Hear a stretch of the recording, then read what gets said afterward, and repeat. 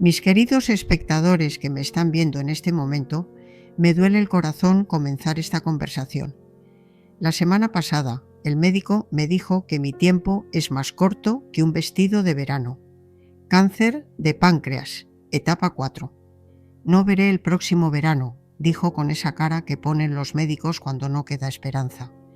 Pero antes de dejar este mundo, necesitaba compartir mi historia. Una historia de dolor, de vergüenza, pero también de superación. La historia de una niña que fue abusada por su propio abuelo, que casi pierde las ganas de vivir, pero que logró dar un vuelco a su vida. Si comparto esto ahora, es porque sé que muchas personas están pasando por el mismo infierno por el que yo pasé, sufriendo en silencio, pensando que no hay salida. La hay, amigos, realmente la hay. Antes de continuar, les pido a todos que comenten desde dónde están viendo este video para darme fuerza en este momento difícil de mi humilde vida. Y por favor, denle me gusta a este video. Amo a cada uno de ustedes. Mi nombre es Mary Louise Carter. Tengo 75 años y estoy aquí en Brunswick, Georgia.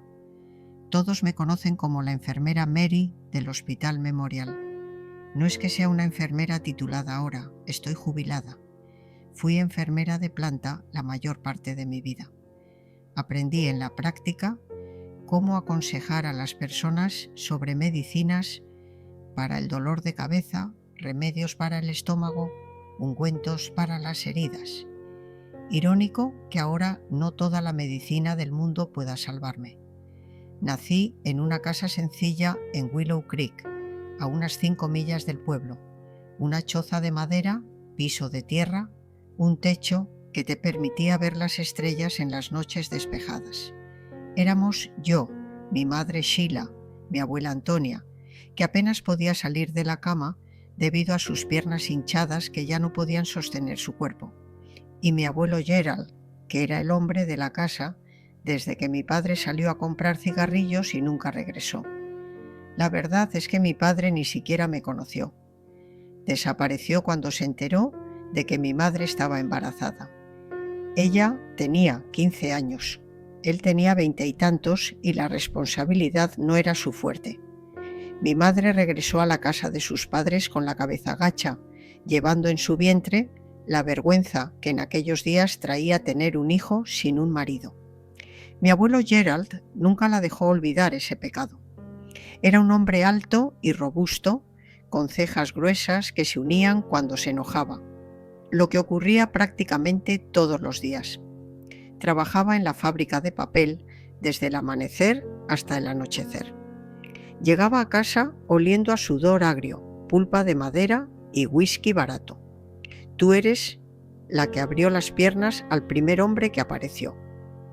Ahora afróntalo, le decía a mi madre casi todas las noches, especialmente después de que la botella estaba medio vacía. Tú trajiste a este bastardo al mundo, ahora es tu cruz llevar. Crecí escuchando esto, crecí sabiendo que era una carga, un error, una cruz. Mi madre nunca le contestaba. Trabajaba como lavandera para familias adineradas, saliendo antes de que saliera el sol y regresando con las manos rojas y los hombros caídos por el cansancio. Hablaba poco, sonreía aún menos. La vida le había quitado cualquier voluntad de luchar. Mi abuela Antonia era más cariñosa cuando mi abuelo no estaba. Me contaba historias, me enseñaba canciones, me acariciaba la cabeza hasta que me dormía. Pero tan pronto como escuchaba sus pasos acercándose, me enviaba a mi habitación, bajaba la cabeza y permanecía callada. El hombre de la casa debe ser respetado, decía, como si repitiera una oración que alguien le había enseñado. Fue ella quien me enseñó a leer, escondidas de mi abuelo. Las niñas no necesitan escuela, gritaba él cuando mi madre hablaba de inscribirme. Aprenderá tonterías, saldrá embarazada como su madre. Así que mi abuela me enseñaba las letras y los números usando ramitas en el suelo de tierra del patio trasero, borrando todo cuando él llegaba. Éramos muy pobres. Nuestra casa tenía solo 2 habitaciones. la sala, que también era la cocina, con una estufa de leña en un rincón, una mesa coja en el medio y un dormitorio donde todos dormíamos. Mi madre y yo en una estera en el suelo, mis abuelos en una cama hecha de palos, que crujía por la edad. El baño era una letrina de paja en el fondo del patio, con un agujero en el suelo que apestaba en verano y se desbordaba durante la temporada de lluvias. Comíamos lo que podíamos: frijoles con pan de maíz la mayoría de los días, a veces pescado cuando un vecino pescaba de más y compartía, plátanos verdes hervidos para ahuyentar el hambre, carne solo en ocasiones muy especiales, o cuando mi abuelo gastaba todo el sueldo de la semana en una borrachera y traía al día siguiente, por culpa, un trozo de cecina para complacer a las mujeres. La vida era dura, pero en la medida de lo posible seguíamos adelante. Mi madre trabajaba cada vez más, aceptando trabajos de limpieza de casas, lavandería, lo que apareciera. Yo ayudaba como podía, aprendiendo desde pequeña a lavar, planchar, cocinar. Mi abuela empeoraba con cada invierno. Sus piernas se hinchaban más, su respiración se hacía más difícil hasta que rara vez salía de la cama. Y mi abuelo, él siempre fue un hombre difícil, ruidoso, de mano pesada. Golpeaba a mi madre por cualquier razón. Comida sin sal, ropa mal planchada, una mirada que él interpretaba como un desafío. Crecí temiéndole, escondiéndome cuando escuchaba sus pasos, temblando cuando su voz se elevaba. Pero todo empeoró cuando cumplí 12 años y mi cuerpo comenzó a cambiar. De repente, la forma en que me miraba era diferente. Ya no era solo enojo o impaciencia, era algo que no puedo explicar del todo, algo que me hacía sentir sucia con solo recibirla. Empezó a hacer comentarios cuando pasaba a mi lado, convirtiéndose en mujercita, ¿eh? O, ¿quién hubiera pensado que te desenvolverías así? Mi abuela se dio cuenta. Un día me llamó a su cama, tomó mi mano con esos dedos nudosos e hinchados y susurró: no te quedes sola con tu abuelo, hija mía. Si él llega y tu madre no está en casa, ve a la casa de la señorita Jolín. Inventa cualquier excusa, pero no te quedes aquí. En ese momento no lo entendí completamente, o quizás no quise entenderlo, pero me volví más cuidadosa, evitando estar en casa cuando mi madre no estaba. Iba a la escuela incluso sin útiles. Me quedaba allí. Ayudaba a la maestra a limpiar el salón con tal de no regresar temprano. Los fines de semana me ofrecía a ayudar a los vecinos con niños pequeños, con patios que barrer, con cualquier cosa que me mantuviera lejos de casa. Pero un sábado de octubre, recuerdo hasta el día de hoy que era el fin de semana del Día de la Raza, no hubo escapatoria. Llovió tan fuerte que las calles se habían convertido en ríos de lodo rojo. Mi madre había ido a entregar ropa limpia a una granja a 3 millas de casa y no regresaría hasta el domingo. Y mi abuela estaba peor que nunca, con fiebre alta que la dejaba entre consciente y delirante. La estaba cuidando lo mejor que podía, poniéndole paños húmedos en la frente, dándole agua a su boca seca, rezando en silencio todas las oraciones que conocía. Fue entonces cuando escuché que la puerta principal se cerraba de golpe. Era mi abuelo llegando más temprano de lo habitual de la fábrica, empapado por la lluvia y ya oliendo a whisky. ¿Dónde está la comida?, gritó desde la sala. La preparo ahora, abuelo, respondí, saliendo del dormitorio. Estaba cuidando a la abuela. Su fiebre no baja. Me miró de una manera que me heló en el sitio. Tu abuela ya tiene un pie en la tumba de todos modos. Tengo hambre y frío. Necesito comer y calentarme. La forma en que dijo eso, la forma en que sus ojos recorrieron mi cuerpo, me hizo sentir un escalofrío que no tenía nada que ver con la lluvia exterior. Empecé a temblar, deseando huir de allí, pero ¿a dónde? La tormenta castigaba el techo. El lodo se apoderaba de todo afuera. Encenderé el fuego y haré un poco de pan de maíz, dije, intentando alejarme, ir a la cocina. Él me agarró del brazo con fuerza. El fuego que quiero no es el que se enciende en la estufa. Lo que sucedió después fue rápido y, sin embargo, eterno. Me arrastró al dormitorio, me arrojó sobre la estera donde dormía. Recuerdo su peso sofocándome, el olor a pulpa de madera y sudor haciéndome sentir náuseas, el dolor que sentía como si me fuera a partir en dos. Recuerdo gritar, suplicar, llamar a mi madre, a Dios, a cualquiera que pudiera salvarme de ese infierno. Y fue entonces cuando sucedió lo inesperado. Mi abuela, esa mujer que apenas podía levantarse para ir al baño, estaba de pie en la puerta del dormitorio. No sé de dónde sacó las fuerzas. La fiebre quizás le dio una energía que no había tenido en años. Sostenía en su mano el santo de madera que estaba en el altar improvisado en la sala. Un San Miguel pesado hecho de madera maciza. «Quítate de encima de ella, demonio», dijo, su voz débil, pero llena de una furia que nunca antes había escuchado. Mi abuelo se rió y continuó con lo que estaba haciendo, como si ella no estuviera allí, como si solo fuera una mosca molestándolo. Fue entonces cuando la puerta principal se abrió con estruendo. Era mi madre, empapada hasta los huesos. La lluvia había hecho que el arroyo creciera, bloqueando el camino a la granja, y había regresado. Se quedó allí mirando la escena, con los ojos muy abiertos por el horror. Lo que sucedió en los segundos que siguieron cambió nuestras vidas para siempre. Mi madre, esa mujer que nunca alzaba la voz, que bajaba la cabeza ante todo, soltó un grito que no parecía humano. Un grito que contenía 20 años de humillación, de miedo, de sumisión, y se abalanzó. Antes de continuar con esta historia, me gustaría pedirles que dejen en los comentarios desde dónde están viendo este video. Me calienta el corazón saber que mi voz está llegando lejos, que no estoy hablando sola. Aprovechen para suscribirse a este canal que ayuda a miles de mujeres en toda América, y presionen también el botón de me gusta. Cada nueva notificación es como un abrazo que recibe esta anciana. Y en mi situación, cada abrazo vale oro. ¿Vieron dónde me detuve, verdad?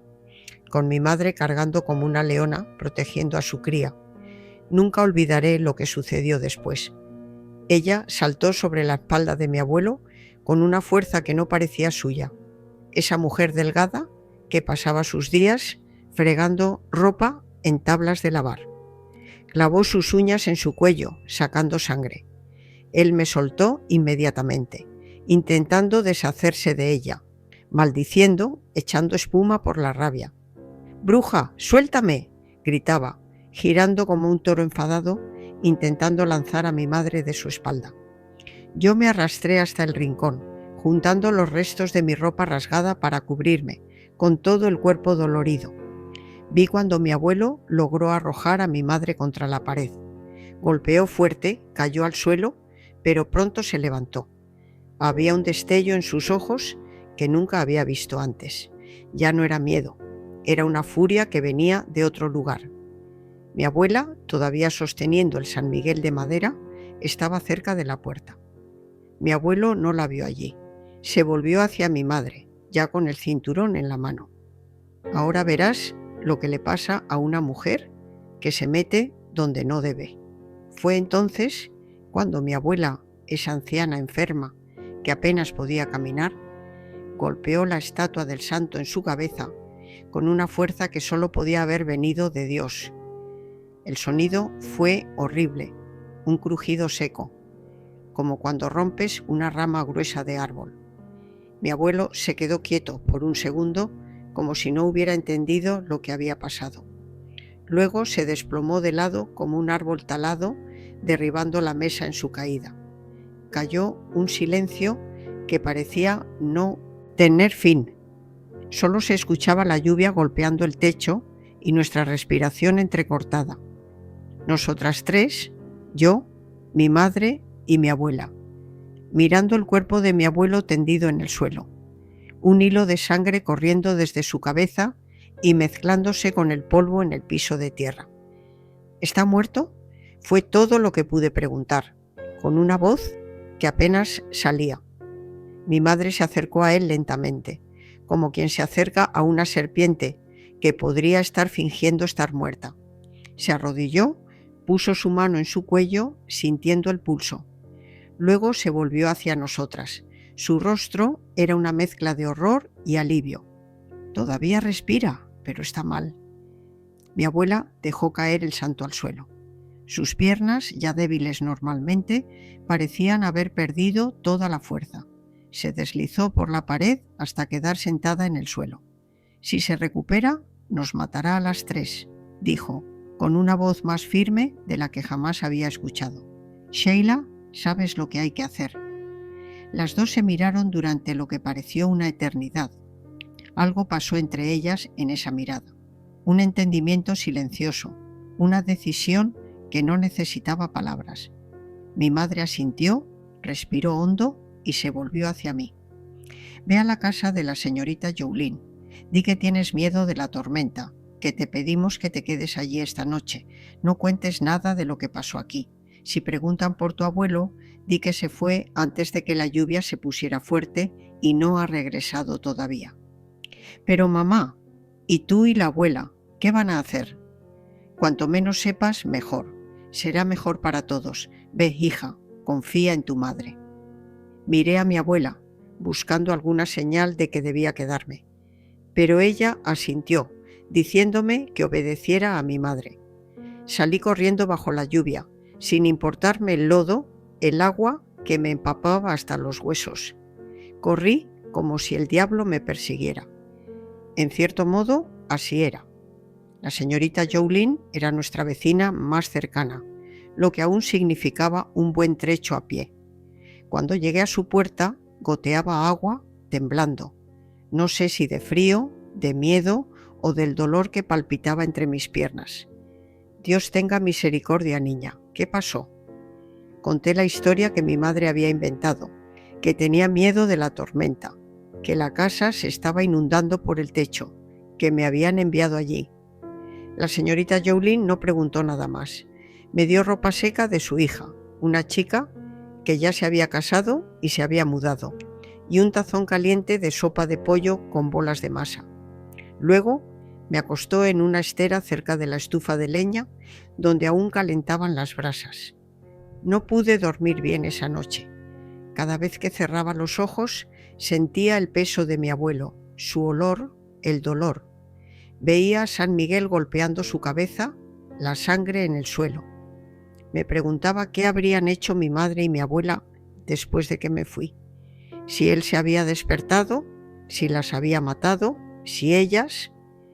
Al día siguiente, la lluvia había cesado. Un sol débil intentaba abrirse paso entre las nubes pesadas que aún cubrían el cielo. Me despedí de la señorita Jolene, le agradecí su hospitalidad y comencé a caminar de regreso a casa. Mis piernas parecían pesar toneladas. Cada paso era un enorme esfuerzo. Cuando llegué, encontré a mi madre barriendo el patio como si fuera un día cualquiera. Su rostro estaba sereno, casi tranquilo. Cuando me vio, sonrió. Una sonrisa pequeña, cansada, pero real. Buenos días, hija mía. ¿Dormiste bien en casa de la señorita Jolene? Miré a mi alrededor, buscando alguna señal de lo que había sucedido la noche anterior. El patio estaba limpio. Dentro de la casa, el piso había sido lavado. La mesa que se había caído estaba en su lugar. No había señales de lucha ni de sangre, y ninguna señal de mi abuelo.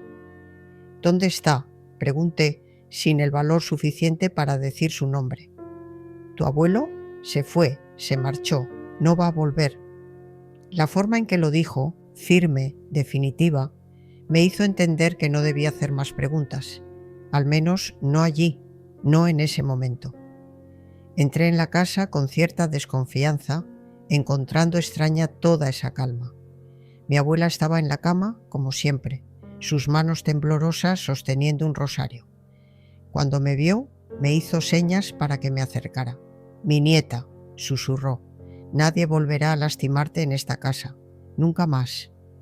Algo en su voz, en su mirada, me dijo que era cierto, que mi abuelo, estuviera donde estuviera, no volvería a atormentarnos. «Tenemos que hablar», dijo mi madre, sentándose con nosotras en el dormitorio. «Lo que pasó ayer no puede salir de estas paredes. Para todos, tu abuelo nos abandonó, tal como lo hizo tu padre. Se fue tras otra mujer a otro pueblo. ¿Entendido?» Asentí. «Y si preguntan por qué no se despidió, por qué no se llevó sus cosas». «Cuando a un hombre se le mete en la cabeza escaparse con otra mujer, se va como está», completó mi abuela. «Lo deja todo atrás. Eso fue lo que pasó, y se acabó». Esa misma tarde, mi madre tomó las pocas ropas de mi abuelo y las arrojó a una hoguera que hizo en el patio trasero. Dijo que era para alejar la mala suerte. Cuando el fuego comenzó a apagarse, arrojó un puñado de sal gruesa sobre las brasas, murmurando palabras que no entendía. Un ritual para cerrar un capítulo, para limpiar la casa de su presencia. Los vecinos, por supuesto, preguntaron por mi abuelo. Mi madre contó la historia que habían acordado con una convicción que hasta a mí casi me hizo creerla. Una jovencita de la fábrica, joven, bonita, se le subió a la cabeza, decía, secándose una lágrima que no existía. Los hombres de cierta edad se ilusionan con que aún son jóvenes, salen en busca de aventuras y dejan a su familia atrás. La gente se lo creyó fácilmente. No era la primera, ni sería la última vez que un hombre abandonaba a su familia de esa manera. Nadie hizo más preguntas, solo movían la cabeza. Decían que era una lástima. Ofrecían ayuda si la necesitábamos. Los días pasaron.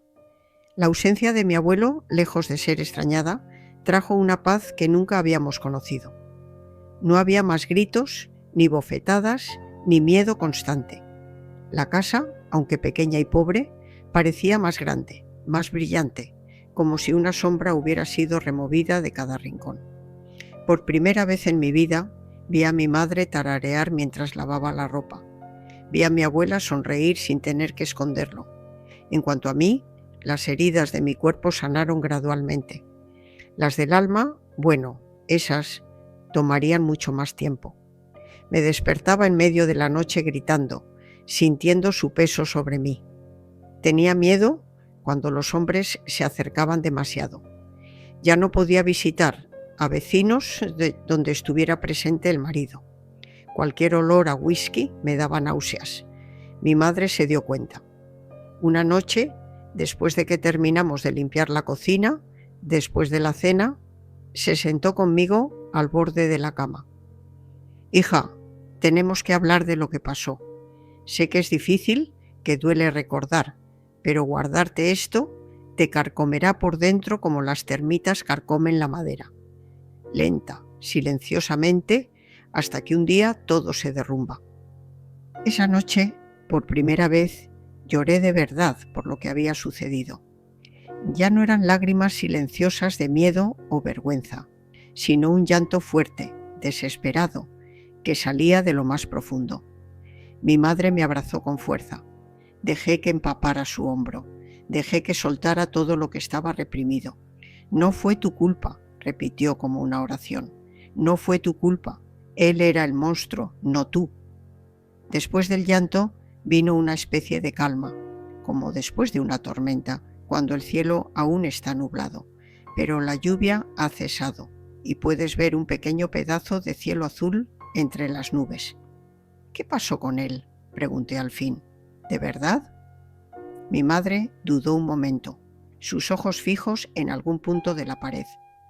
«Tu abuelo no va a volver», fue todo lo que dijo, «no para lastimarnos ni para que lo arresten por lo que hizo, y es mejor que no sepamos más que eso».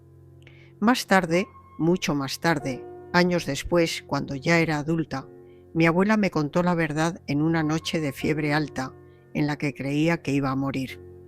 Después de que me fui, intentaron ayudar a mi abuelo, no por bondad, sino porque no querían ser encarceladas por asesinato, pero él no respondía. Pasaron la noche velando el cuerpo, rezando, preguntándose qué harían. En la madrugada, cuando la lluvia amainó un poco, Mi madre salió con la carretilla que usábamos para llevar leña. Llevó el cuerpo a una parte más profunda del arroyo que aún estaba crecido por la lluvia. Ató rocas a sus pies y manos, con alambre y cuerda. Dijo un Padre Nuestro, no por su alma, sino para que las aguas lo llevaran lejos. Al día siguiente ordenaron la casa, limpiaron cualquier rastro. El arroyo siguió creciendo con las lluvias de esa semana. Cuando retrocedió, no había señal del cuerpo. Las corrientes debieron llevarlo hasta el mar o enterrarlo en el lodo del fondo. Nadie lo buscó jamás. En aquellos días, en las zonas rurales, un hombre que abandonaba a su familia era demasiado común como para llamar la atención. Si algún conocido de la fábrica encontró extraña su desaparición, nadie vino a preguntar a nuestra casa. Vivimos así casi un año, nosotras tres. La vida era dura. El dinero siempre escaseaba, pero había paz, había respeto, incluso había algunos momentos de alegría. Mi abuela me enseñó todo lo que sabía: remedios herbales, bendiciones, oraciones antiguas que su madre le había enseñado. Mi madre continuó trabajando en las casas de los granjeros adinerados, pero ahora con la cabeza en alto, sin miedo a regresar a casa. Yo volví a la escuela. La maestra, la señorita Eunice, notó el cambio en mí. Antes era alegre, habladora. Después de aquella noche lluviosa me volví callada, reservada, asustadiza. Intentó hablar, preguntó si algo había pasado. No conté, por supuesto. Ese secreto tenía que estar enterrado tan profundo como debía estarlo mi abuelo. Pero no todo era color de rosa. Las lenguas venenosas del vecindario comenzaron a susurrar que era extraño que mi abuelo hubiera desaparecido así sin despedirse de nadie, que quizás no se había ido por su propia voluntad. Miradas sospechosas comenzaron a seguir a mi madre cuando iba a la tienda. Preguntas a medias disfrazadas sobre cuándo fue la última vez que habíamos sabido de él. Fue entonces cuando mi madre tomó una decisión que cambiaría el curso de nuestras vidas. «Nos vamos de aquí», anunció una noche después de la cena. «Esta tierra ya no nos quiere y nosotros tampoco la necesitamos». «¿A dónde?», pregunté, asustada por la idea de dejar el único lugar que conocía. «A Savannah», dijo, y sus ojos brillando con una determinación que nunca antes había visto. «La gran ciudad, un lugar donde nadie nos conoce, donde podemos empezar de nuevo sin un pasado, sin esta historia pesando sobre nuestros hombros». Mi abuela, ya muy enferma en ese entonces, simplemente asintió. «Es lo mejor. Aquí las paredes tienen oídos y los oídos tienen bocas grandes».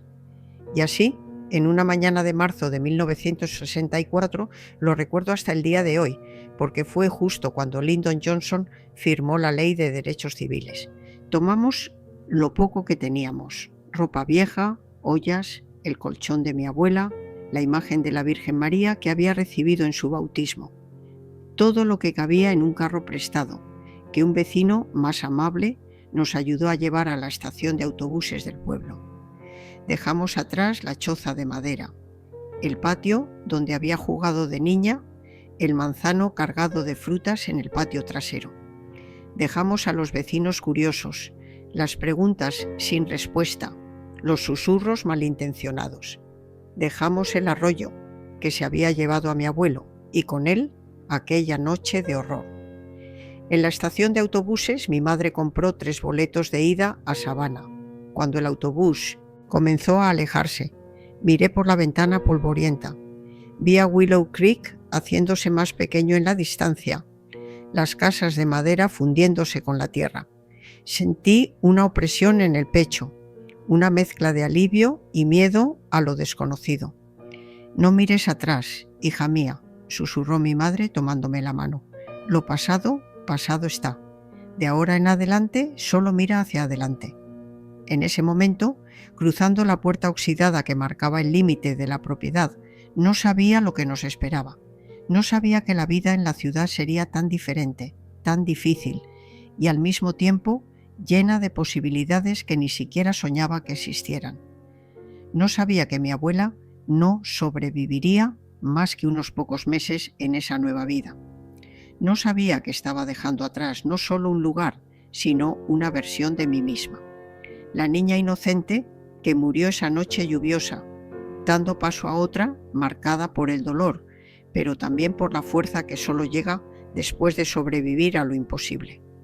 Lo único que sabía era que lo que viniera por delante sería mejor que lo que quedaba atrás. Y eso, en ese momento, fue suficiente para darme valor para continuar el viaje. Llegar a Savannah fue como aterrizar en otro planeta. Yo, que nunca había salido de Willow Creek, de repente me encontré en una gran ciudad con edificios, pavimento, coches tocando bocina, gente corriendo por todas partes. Mis ojos de chica de pueblo no podían absorber tanta novedad de una vez. La primera semana nos quedamos en una habitación de una pensión barata cerca del puerto. Un cubículo oscuro que compartía con mi madre y mi abuela, las tres apretadas en una cama. El baño era comunitario al final del pasillo, siempre con cola. La comida venía de una fiambrera que mi madre traía del trabajo que encontró al segundo día.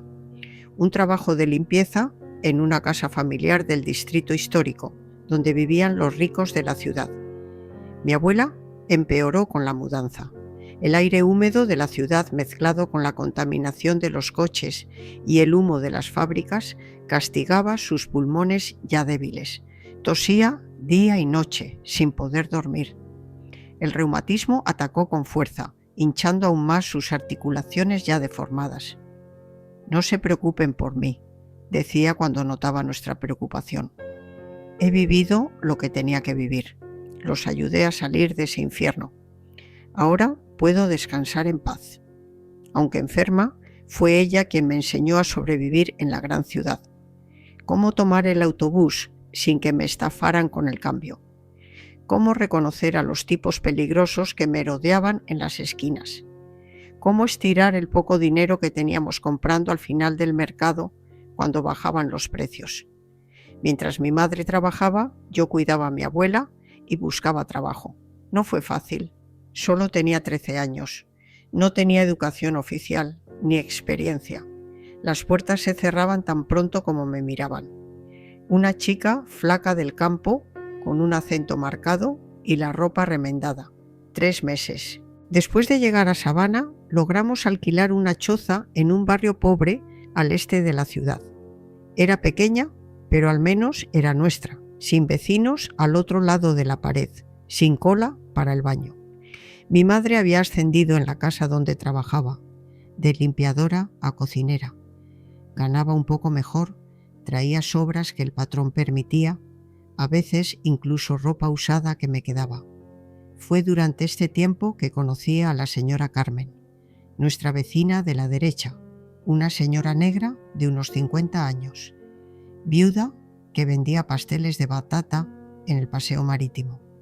En los primeros días apareció con un plato de sémola de maíz, dándonos la bienvenida. Cuando vio el estado de mi abuela, no lo pensó 2 veces.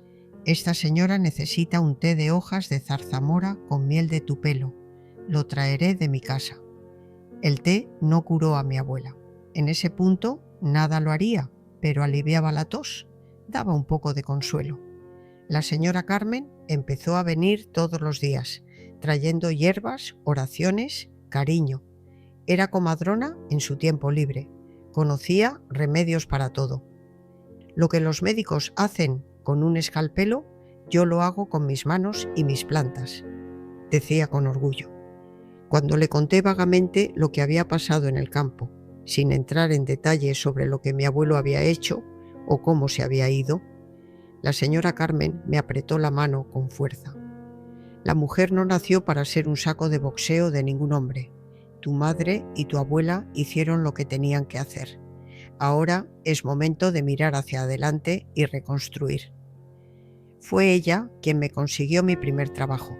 Su hermana tenía un puesto de frutas en el mercado de agricultores y necesitaba ayuda. Pagaba poco, de hecho, casi nada. Comida algunas monedas y fruta sobrante que llevaba a casa. Pero era un comienzo. Me despertaba a las 4 de la mañana, ayudaba a montar el puesto. Pasaba el día gritando: «Miren los plátanos, miren los duraznos, están frescos, están dulces». Regresaba al anochecer, con los pies hinchados de estar tanto tiempo de pie, pero con algunas monedas en el bolsillo. Cada centavo que ganaba iba directo a una lata de tabaco vacía que escondía bajo el colchón. El dinero de una mujer tiene que estar escondido hasta de las hormigas, me enseñó la señora Carmen. Nunca sabes cuándo necesitarás huir o valerte por ti misma.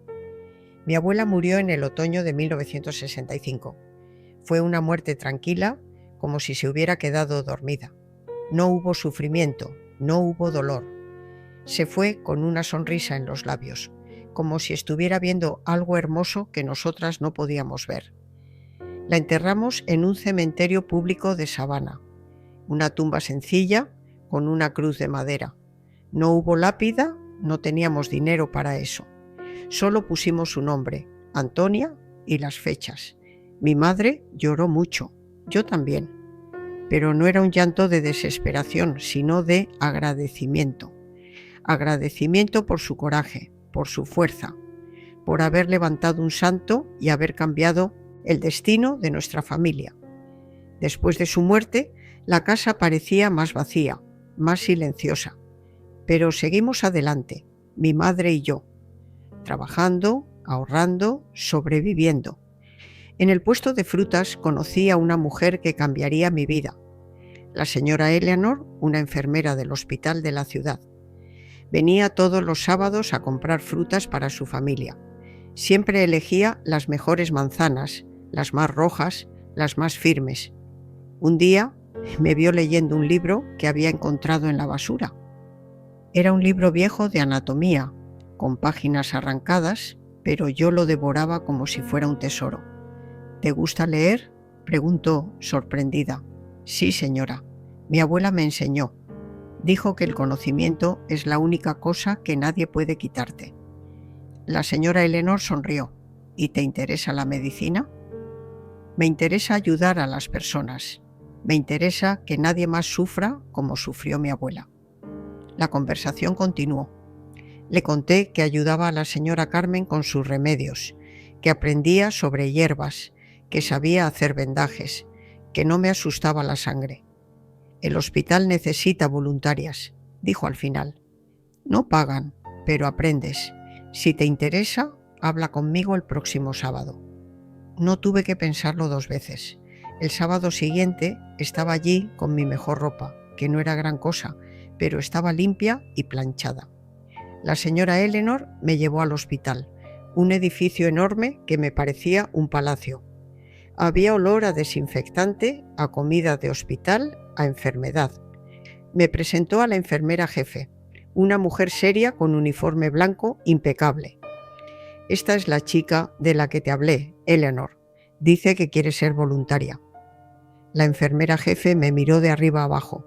¿Cuántos años tienes? 14, mentí, añadiendo un año. No tenemos dinero para pagar. No necesito dinero, solo quiero aprender. Empecé como voluntaria en el ala de pediatría. Mi trabajo era leer cuentos a los niños, ayudarles a comer, cambiar las sábanas, cualquier cosa que las enfermeras necesitaran. No era glamuroso, pero era un comienzo. Observaba todo, cómo las enfermeras tomaban los signos vitales, cómo administraban las inyecciones, cómo calmaban a los pacientes asustados. Aprendía en silencio, absorbiendo cada detalle como una esponja. En casa practicaba nudos de vendaje en las sillas, leía libros de medicina que la señora Eleanor me prestaba. Mi madre, al ver mi determinación, hizo un esfuerzo sobrehumano y me matriculó en una escuela nocturna para que pudiera obtener un diploma. Fueron años difíciles. Trabajaba en el hospital por la mañana, iba a la escuela por la tarde, estudiaba por la noche, dormía poco, comía cuando podía, pero no me importaba. Por primera vez en mi vida tenía un propósito. Sabía lo que quería ser.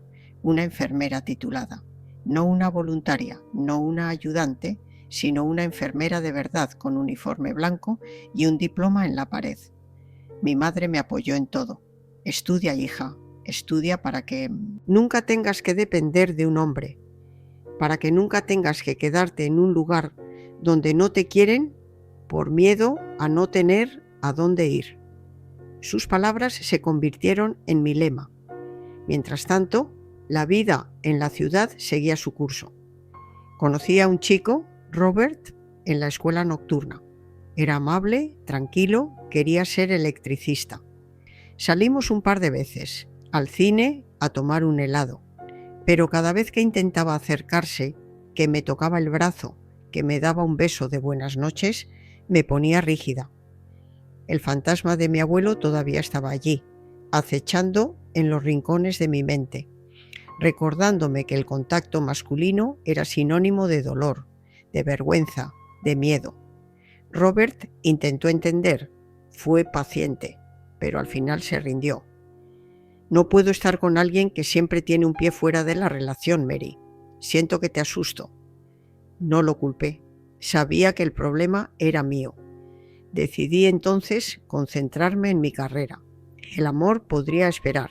La curación, esa tendría que venir de adentro. En 1970, a los 22 años, me gradué de la escuela de enfermería.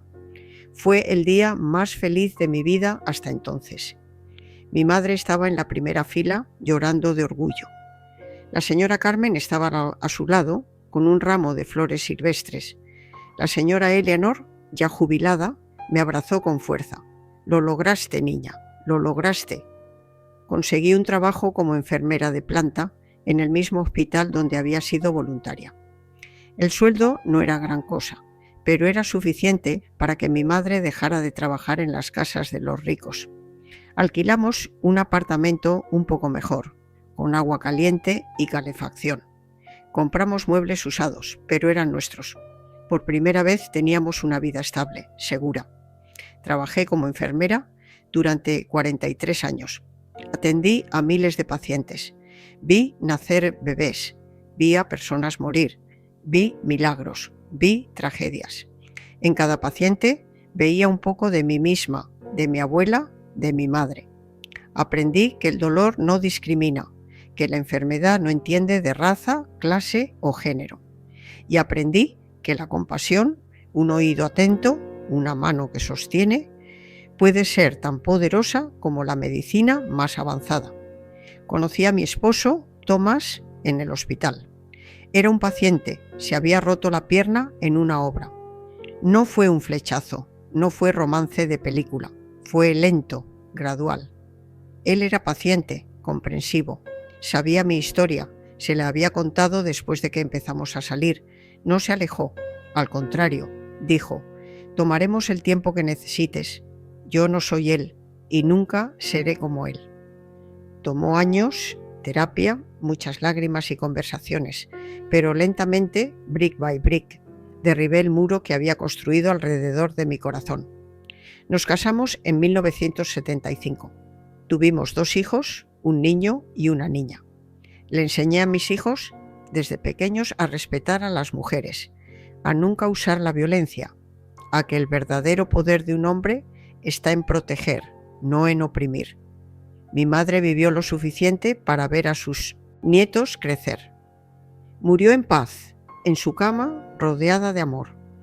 Antes de partir, me tomó la mano y dijo, estoy orgullosa de ti, hija, rompiste la cadena, eres más fuerte de lo que nunca fui.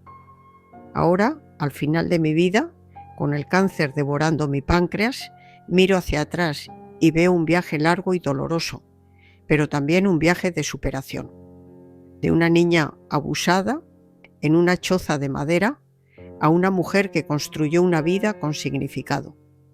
No me arrepiento de nada, ni siquiera de la noche en que mi abuela levantó un santo para protegerme, porque de esa violencia nació una fuerza que me llevó a donde estoy hoy. Si hay alguien viendo esto que está pasando por algo similar, escúchame. No te calles, habla, busca ayuda, denuncia, no estás solo. La vergüenza no es tuya, es del agresor. Tu vida vale más que su secreto. El dolor puede moldearnos, pero no tiene que definirnos. Podemos elegir ser víctimas o sobrevivientes. Yo elegí sobrevivir. Y en el proceso encontré una vida que valió la pena ser vivida. Gracias por escuchar la historia de esta anciana. Que Dios los bendiga a todos. Y recuerden, presionen el botón de me gusta, suscríbanse al canal y comenten desde dónde están viendo este video. Hasta la próxima, queridos míos.